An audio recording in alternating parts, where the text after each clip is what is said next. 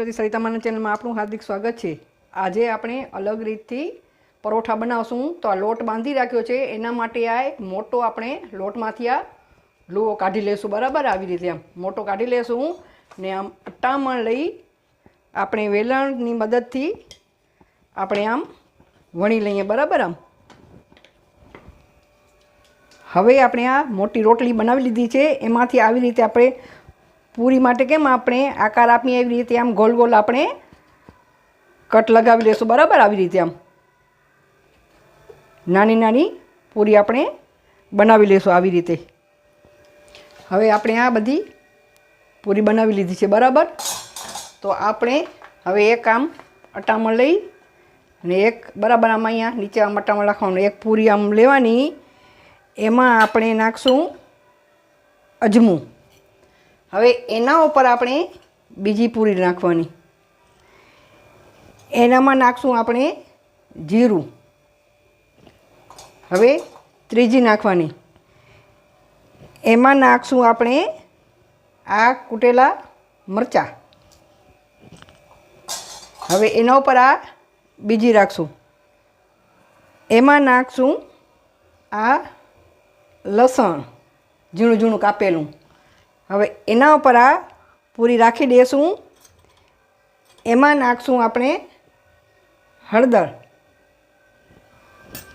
હવે એના ઉપર પણ આપણે પૂરી રાખશું, એમાં નાખશું આપણે આ લીલા મરચાં કટ કરેલા, હવે એના ઉપર પણ આપણે આ પૂરી રાખશું, એમાં નાખશું આ ખમણેલું નારિયેળ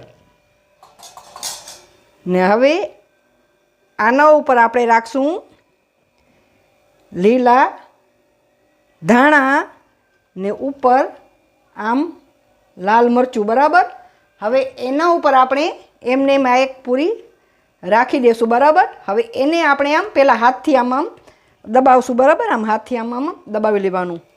હવે આવી રીતે આપણે બધું આ બનાવી લીધું છે। હવે એનું આપણે પરાઠા બનાવી લઈએ। હવે આપણે વણી લેશું। હવે તેના માટે આ એક આપણે આ લેશું ને એનામાં આવી રીતે આમ અટામણ નાખી અને આપણે પરોઠો બનાવી લઈએ। આપણે હળવા હાથે બનાવવાનું, બરાબર, વધારે દબાણ નહીં દેવાનું।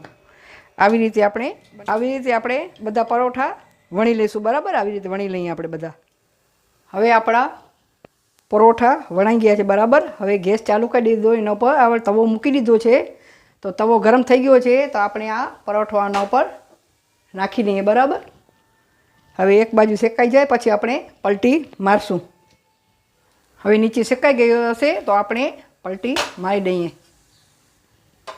આ જોઈ શકો શેકાઈ ગયું છે। હવે થોડું નીચે પર શેકાઈ ગયું છે, તો આના ઉપર આપણે ઘી લગાડ। ઘીમાં પરોઠા બનાવવાથી બહુ મસ્ત ટેસ્ટ એનો આવે છે। તમે તેલમાં પણ બનાવી શકો છો, પણ ઘીથી ટેસ્ટ અલગ જ હોય છે। આ મસ્ત મજાના પરોઠા બનીને તૈયાર થાય છે। આ એનો ટેસ્ટ પણ બહુ સારો લાગે છે। આવી રીતે તમે, મને લાગે છે ક્યારે તમે બનાવ્યા ન હોય, આવી રીતે તમે ચોક્કસથી બનાવજો અને ટેસ્ટ કરજો કે કેવા લાગ્યા। હવે આપણે આ ઘી લગાડ્યું છે, તો આવી રીતે આમ પલટી મારી દઈએ। હવે આના ઉપર પણ આપણે થોડું ઘી લગાડી દઈશું। બરાબર, જેથી ક્રિસ્પી બને।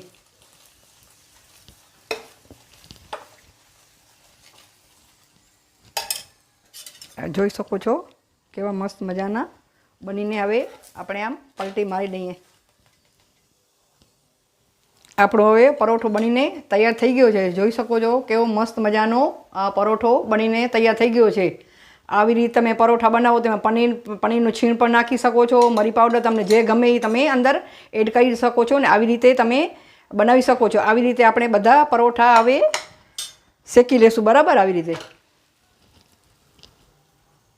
આપણા પરોઠા બનીને તૈયાર થઈ ગયા છે। જોઈ શકો છો મસ્ત મજાના પરોઠા બની ગયા છે। તૈયાર છે આપણા મસ્ત મજાના પરોઠા સાથે લસણવાળી ચટણી અને દહીં। તમે સવારના નાસ્તામાં પણ બનાવી શકો છો, સાંજે ભોજનમાં પણ બને, બપોરે પણ બનાવી શકો છો અને બાળકોને તમે લંચ બોક્સમાં પણ આપી શકો છો। જે બાળકોને કોઈ ફ્લેવર ન ગમતી હોય કે ધાણા ન ગમતા હોય, કોઈને મેથી ન ગમતી હોય, કોઈને અજમાવાળા ન ગમતા હોય તો તમે સ્કીપ કરીને અંદર બીજું કાંઈ તમને ગમતું હોય તમે ફ્લેવર અંદર નાખી શકો છો ને એક લોટમાં બધા માટેની પસંદગીના આપણે આ પરોઠા બનાવી શકીએ છીએ. આવી રીતે તમે ક્યારે પણ નહીં બનાવે આ પરોઠા તમે ચોક્કસથી બનાવજો અને મારી રેસીપી તમને ગમે તો લાઈક કરજો, શેર કરજો અને કોમેન્ટ કરજો ને મારા ચેનલને જરૂરથી સબસ્ક્રાઈબ કરજો. આભાર તમારો.